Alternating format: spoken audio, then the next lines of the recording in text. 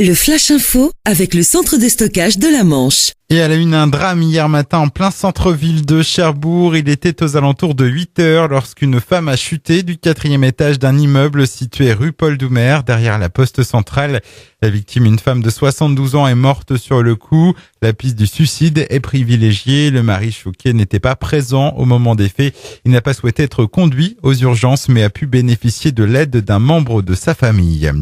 Déclaration d'un événement de niveau 1 à l'usine Areva La Hague. Un dysfonctionnement constaté sur le volume interne d'une enceinte utilisée pour le transfert de déchets lors d'opérations de démantèlement et qui s'est révélé plus faible que celui prévu lors de la conception. En l'absence de conséquences pour le personnel, l'environnement et l'installation concernée, Areva a proposé à l'autorité de sûreté nucléaire de classer cet incident au niveau 1 sur l'échelle internationale des événements nucléaires. Des combles détruits par un incendie à Saint-Malo-de-la-Lande. Une vingtaine de sapeurs-pompiers ont été mobilisés sur ce feu qui s'est déclaré hier soir peu après 20 heures. Heureusement, les occupants des lieux ont pu sortir de leurs propres moyens et aucun blessé n'est à déplorer. Ils ont dû être relogés dans le voisinage. On ignore pour l'heure l'origine du sinistre. Une voiture intrigue les automobilistes sur la départementale 972 entre Saint-Lô et Coutances. Elle aurait été accidentée dans la nuit du vendredi 6 au samedi 7 octobre.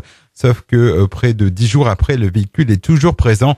De son côté, le centre d'entretien routier de Coutances a indiqué avoir prévenu la gendarmerie pour l'enlever. En attendant, des plots ont été installés autour du véhicule pour signaler sa présence. Et puis l'association Cheval pour tous a besoin d'aide. Basée à Carqueville, de nombreux animaux domestiques y sont installés. Chevaux, poneys, mais aussi des poules, des lapins, des canards, des oies ou encore des chèvres. Depuis quelques semaines, l'association est victime de délinquants qui s'introduisent dans l'enceinte et ouvrent les barrières des enclos. Une plainte va être déposée auprès du commissariat. L'association recherche des bénévoles pour encadrer davantage ces animaux. Le Flash Info vous a été présenté par Landra, centre de stockage de la Manche à Digulleville. Pour en savoir plus et visiter notre centre, 0810 120 172, coup d'un appel local.